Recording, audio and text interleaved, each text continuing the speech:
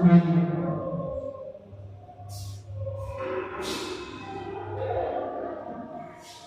pagi Bapak Ibu. Sehat semuanya? Sehat, Bu. Baik, sebelum kita mulai belajar kita pada hari ini kita ibadah singkat, kita bernyanyi dan berdoa. Kita bernyanyi selamat pagi Bapak. 1, 2, 3 ya.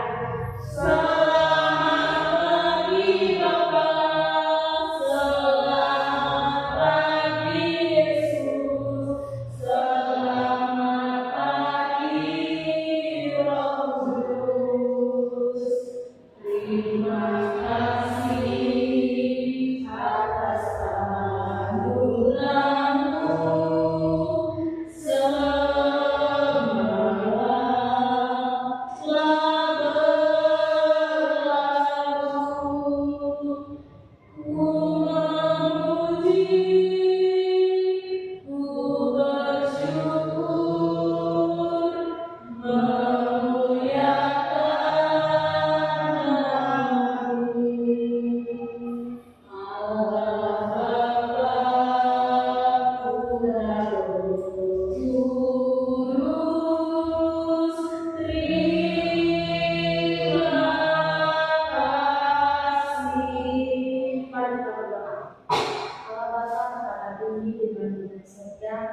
Kami mengucapkan syukur Tuhan atas berkat dan berlimpah-Mu dengan mulia dan pembahasan-Mu. Terima pada pagi hari ini kami akan mulai pembelajaran kami mengenai kebijaksanaan berkebaran supaya saya menyampaikan materi kepada adik-adik yang ada di sini semuanya dapat mengerti dan menjadi berkat buat mereka. Terima kasih Tuhan. Amin. Oke, anak-anak, coba buku materinya halaman 20. Di situ adalah materi kita pada pagi hari ini, yaitu bertumbuh dan semakin beriman. Baik, dua kata saling kehadiran. Ketika itu sebut namanya, karena ini tidak hadir Bu, tapi perasaan Anda pada hari ini ya sudah dimengerti? Paham semuanya? Paham Bu? Oke, bukan ya.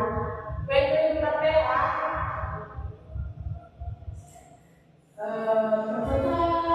Lima lagi ya Bu. Wilayahnya mana Bu? Mana? Johan. Saya lagi baik ya. Semuanya hadir ya. Ya Bu. Oke. Jadi mau bertanya, apa materi kita minggu lalu? Masih Bu? Iya betul. Apa saja poin paling penting dalam materi kita minggu lalu? Ada yang masih ingat? Belum lagi. Mana ya Pak? Biasanya pasti.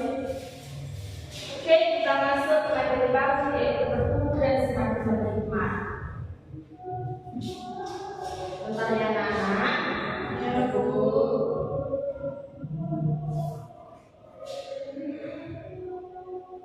Oke.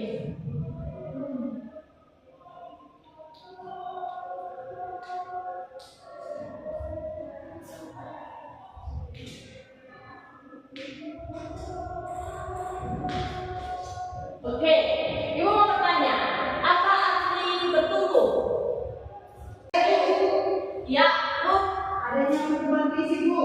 Ya, Wilayanti bertumbuh itu Melalui perkembangan atau perubahan karena yang lebih besar, lebih baik atau lebih mahal. ya betul. Siapa sih yang tahu arti berhikmah? Bijaksana Bu. Ya betul. Nah, jadi anak-anak arti bertumbuh itu adalah proses seorang yang mengalami perubahan, peningkatan, dan berkesinambungan dalam menjalani hidup seiring pertambahan usia. Nah, jadi berhikmat adalah keterampilan seseorang dalam menyikapi proses yang membawanya ke kehidupan yang lebih baik. Jadi, bertumbuh dan semakin berhikmat adalah suatu proses yang dimiliki oleh seseorang secara berkesinambungan. Kita masuk pemahaman tentang remaja. Anak-anak, masa remaja adalah masa yang menyenangkan sekaligus menyulitkan. karena itu adalah masa transisi di mananya masa itu akan di mananya kamu akan masa bertumbuh dan menjadi dewasa. Masa remaja itu dibagi menjadi dua, yaitu masa remaja awal usia 13 tahun sampai usia 16 tahun. Itulah disebut masa puber. Yang kedua, masa remaja akhir, di mana itu adalah usia 16 atau 17 tahun sampai 18 tahun. Itulah usia dewasa secara hukum. Nah, anak-anak, masa remaja juga adalah masa yang sangat berisikonya tinggi karena angka kematian yang tinggi di kalangan remaja disebabkan oleh perilaku mereka, yaitu luka atau kecelakaan. Zaman sekarang, anak remaja itu sudah diperbolehkan orang tuanya mengendarai sepeda motor. Apalagi ibu sering lihat di jalan raya, anak remaja itu mengendarai sepeda motor ugal-ugalan. Bahkan mereka juga menyelip dengan kendaraan lain. Bahkan mereka juga berlawanan arah dengan kendaraan lain. Itulah akibatnya dengan luka atau kecelakaan. Boleh saja sih kalian mengendarai sepeda motor, tapi berhati-hati, pelan-pelan, asalkan selamat. Terus lanjut yang kedua, apa cara penggunaan tembakau. Nah, itu gambarnya merokok. Nah, siapa di sini yang sudah pernah merokok? Angkatnya. Kamu jangan. Sudah pernah kamu merokok? Kenapa kamu merokok? Sampai sekarang kamu jangan. Sudah pernah merokok? Sampai sekarang kamu jangan masih merokok? Masih Bu. Ya. Nah, anak-anak zaman sekarang remaja itu bukan hanya laki-laki saja merokok, tapi perempuan sudah merokok. Itu karena apa? Faktor sosial, faktor lingkungan sosial mereka itu terpengaruh. Padahal di bungkusan rokok itu sudah ada peringatan, ya. Kalau merokok itu berbahaya untuk diri kita sendiri. Akibatnya apa? Ada gambar itu kanker paru-paru, kanker tenggorokan.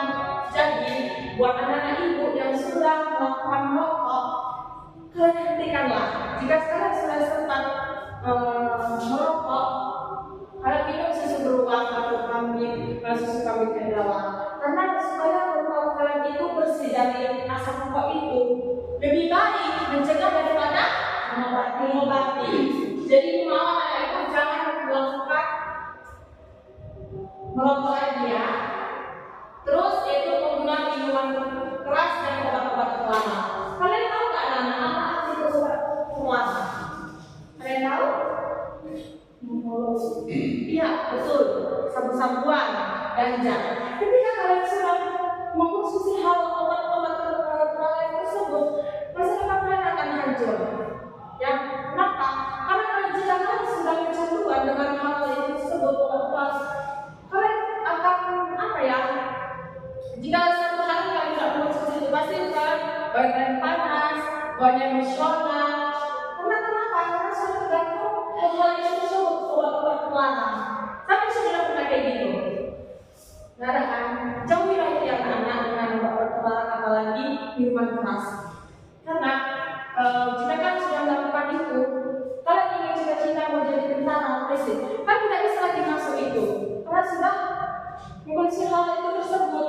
Jadi imbau anak-anak, gapailah cita-cita kalian, jaga pola kesehatan kalian, jangan begadang, jangan melakukan hal minuman keras ataupun obat-obat terlarang. Oke, selanjutnya, mohon maaf, hubungan seks menyebabkan kehamilan dan penularan PMS. Tahu nggak itu arti PMS?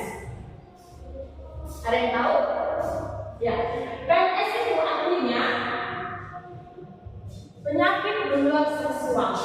Ya, sampai di sini yang suka berganti pacar, sudah berganti pacar, dia sudah melakukan hubungan badan.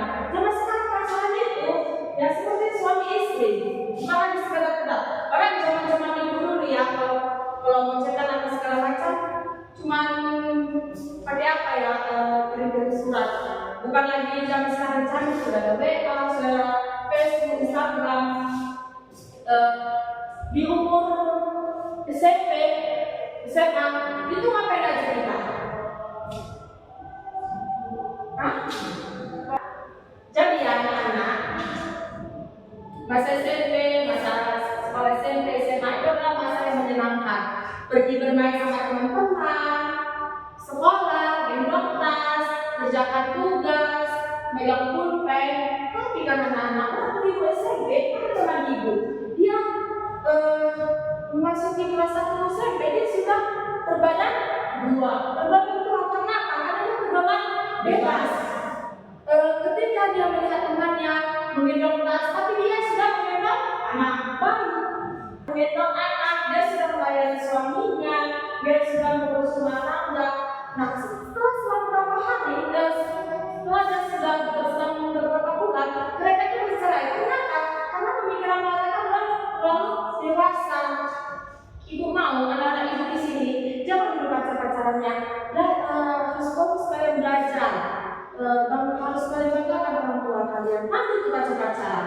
Jangan yang akan datang kalian. Gak usah kalian cerita begitu. Ibu mau anak ibu semua di sini harus terlibat dengan Tuhan. Yang artinya setiap orang ibu kalian harus mengikuti ibadah, mengikuti kor, remaja kurso ataupun pemuda. Tidak usah kalian melalui pacar-pacaran. Nggak ada sebenarnya. Fokus dulu kalian belajar. Kamu dengar dulu.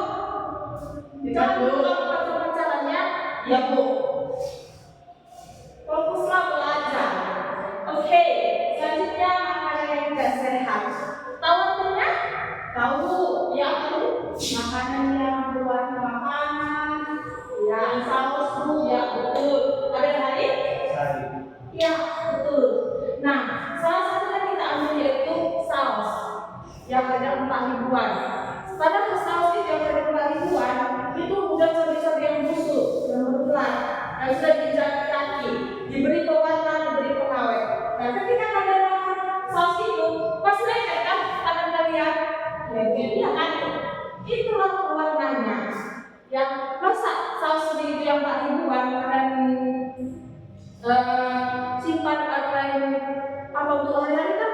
Awet dia kan? Karena sudah pengawetnya. Itulah yang kalian konsumsikan. Apalagi yang basuh-basuhan itu, boleh sih kalian makan basuh-basuhan atau segala macam, asalkan jangan keseringan. Apalagi yang minuman bersoda. Sampai sini yang malas minum. Jadi kamu, kenapa nggak malas minum? Nah, kalian tahu nggak apa akibatnya ketika malas minum? Dehidrasi, kata Johan. Dehidrasi. Ada lagi? Iya, kata sirup bisa menyebabkan batuk ginjal. Nah, ketika kalian malas minum, udah malas minum, kalian juga minum bersoda, rusak ginjal kalian ya. Rusak. Masih sekarang kalian nggak akan merasakannya. Setelah beberapa tahun kemudian, kalian akan merasakan itu. Masih umur muda kalian sudah minum obat tiap hari, tenaga kalian tidak kuat lagi. Kenapa? Apa yang terjadi? Karena tidak menjaga organ tubuh kalian ataupun isi kalian. Lebih baik kalian makanan masakan di rumah, masakan ibu. Walaupun masakan di luar enak, tapi enaknya di mulut. Tapi kalau soal tubuh itu bisa merusak tubuh kita. Padahal kalau masakan di rumah itu higienis, tidak ada pengawet ataupun pewarna. Ibu saja kalau masak, ibu tak suka loh cincin lagi semua. Ibu selalu memakaikan garam. Itu pun ibu pakainya itu nggak terlalu banyak garam. Jadi buat anak-anak yang suka mengkonsumsi makan saus lain layana, lebih baik mencegah daripada mengobati ibu.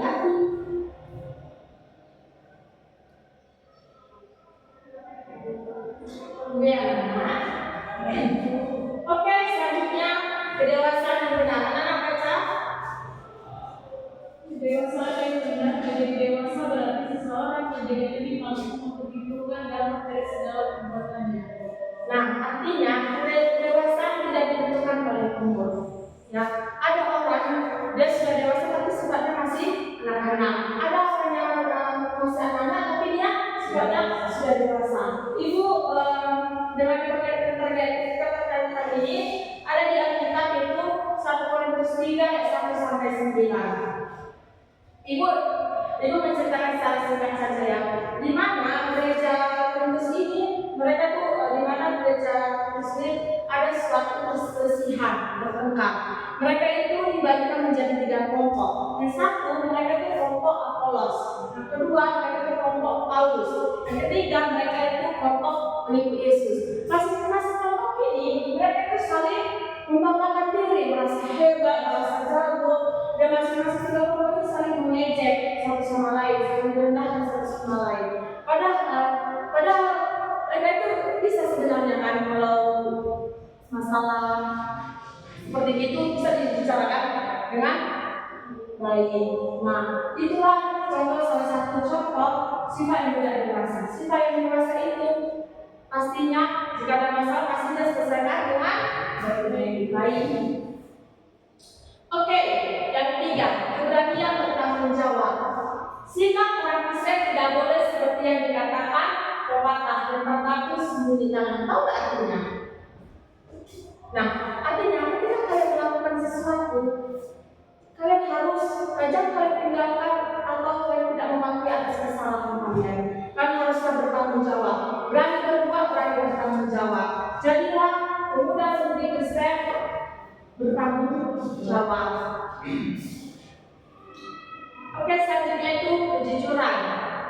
Kejujuran adalah sikap yang lurus hati, tidak berbohong dan tidak curang. Misalkan di sini yang orangnya suka membohong. Saya itu, kamu apa? Sepertinya kamu aja, tapi juga masih sekolah udah pacaran. Saya kamu, saya nakal. Ya kamu kan nakalnya kena apa gitu? Terus bohong. Ya maksudnya pasti ada masalah bohong itu kena apa? Misalnya kamu kan selalu lingkungan dulu. Ya contohnya misalnya kamu kita bisa orang jual 5.000, tapi kamu ambil 20.000 gitu. Apa kebohongan yang kamu lakukan? Dari mulai apa kan bu? Dari mulai berjual cuma, tapi dari sini tidak bu keluar rumah. Jadi apa kata kamu? Jadi apa kata orang tua kamu? Kamu dari mulai kesalahan. Tapi kamu melakukan hal itu? Tidak bu. Nah, ada lagi? Ya kita sering ngomongin orang tua, misalnya mak aku bisa 10.000, dan ada orang 20.000. Nah, itulah kalian yang suka berbohong sama orang tua. Orang tua saya sekarang bisa membohongkan orang tua saya bisa kan tega membohongkan. Apa yang dengan orang lain kan? Kamu sih punya adik. Saya itu. Nah, kalau mengajari adik kalian itu dengan kebohongan atau kejujuran? Kejujuran. Kenapa kamu mengajar dengan kebohongan? Karena dia dari mama aku. Nah, itulah salah satu sifat yang tidak boleh, tidak kalian harus contohnya. Padahal kalau masih anak-anak itu adik kalian harus kalian ajar dengan kejujuran. Karena kalau kalian tidak ajar kejujuran, nanti dia sampai besar, sampai dewasa, sampai remaja dewasa akan membawa dengan kebohongan. Jadi buat kamu sebagai anak haruslah ajari adik dengan yang bagus. Oke, selanjutnya baca semua anak. Hidup yang berarah kepada orang lain. Semuanya serentak, tapi salah satu orang saja. Semua 1, 2, 3 ya. Hidup yang berarah kepada orang lain. Seorang Kristen yang dewasa perlu menunjukkan bagaimana menggunakan apa yang dia miliki atau yang dipercayakan kepadanya. Bagaimana dia bertanggung jawab pada gereja, masyarakat, negara, dan bahkan kepada sesama yang tidak harus orang Indonesia saja. Jadi hidup yang orang lain tidak hanya diri sendiri saja ya. Oke, baik. Dari segi materi apakah ada yang ingin bertanya? Baik, jika tidak ada, Ibu akan memberikan tugas kelompok kepada anak ibu. Ya, Ibu akan membagikan kelompoknya. Nah, semuanya duduk kelompok masing-masing. Oke, semuanya sudah duduk kelompok masing-masing. Ambil kertas lembarnya, tulis namanya dan tulis nama kelompoknya. Semuanya tulis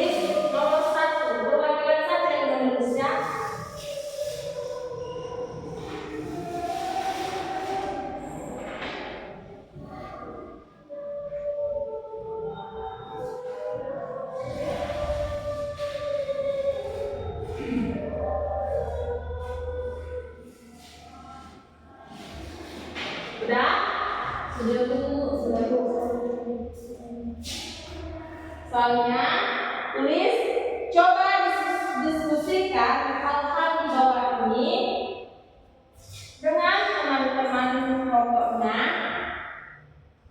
dan carilah contoh-contoh dalam kehidupan sehari-hari.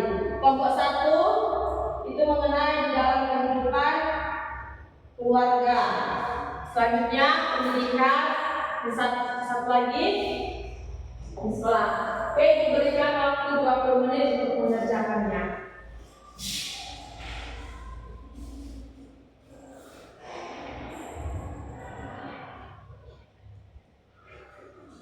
Oke, apakah kalian sudah selesai? Oke, kelompok 1 silakan berpresentasikan. Iya, di depan.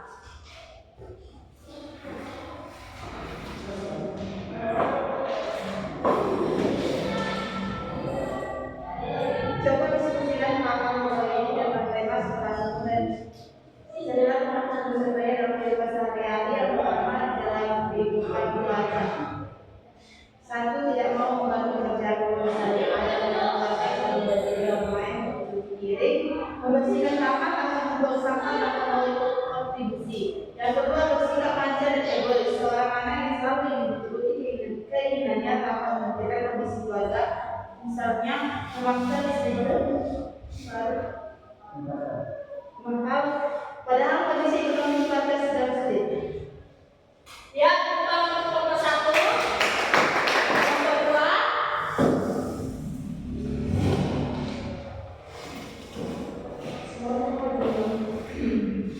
Baik, kami dari kelompok 2 kita presentasikan hasil diskusi kami, yaitu di dalam pergaulan sehari-hari. Gosip dan bullying, membicarakan orang lain tentang mereka atau melakukan bullying terhadap teman. Tidak menghargai orang lain, datang terlambat atau tidak menepati janji tanpa alasan yang benar. Mengabaikan batasan orang tua, tidak menghormati privasi atau batasan yang telah ditetapkan oleh orang lain. Sekian presentasi dari kami. Terima kasih. Ya, tepuk tangan untuk kelompoknya. Selanjutnya, nomor 3. Di dunia olahraga. Contohnya seorang pemain yang kalah dalam pertandingan dan menyalahkan wasit atau refereenya. Yang kedua, contohnya itu supporter yang melakukan tindakan anarkis awalnya karena tim favorit kalah. Yang ketiga itu atlet yang curang dengan menggunakan doping untuk meningkatkan permainan. Ya, selanjutnya. Baik, dalam kelompok kami masuk tentang dunia politik. Orang ini tidak bertanggung jawab, yang kedua tidak mengamati lalu politik, dan yang ketiga itu mengabaikan kesejahteraan. Ya, kita masuk ke kelompok 4. Kita mulai dengan hasil kerja kelompoknya semuanya sangat memuaskan.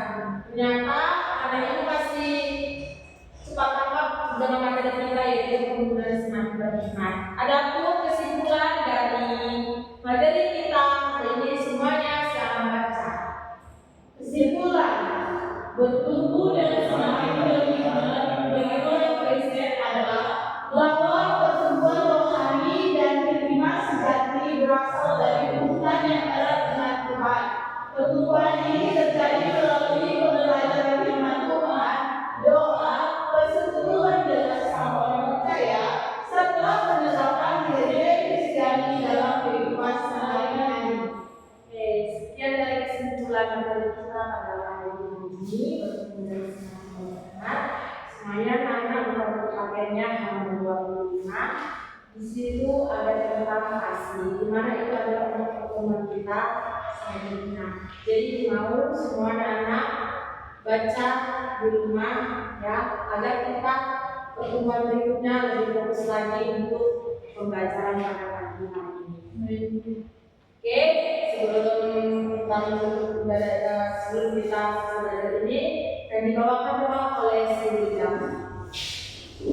Mari kita bersama-sama. Terima kasih Bapa buat keberkahan-Mu bagi kami Bapa.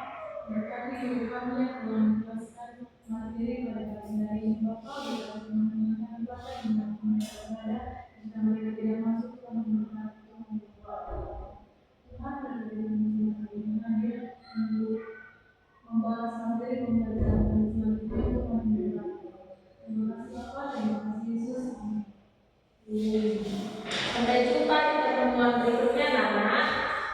Baik Bu,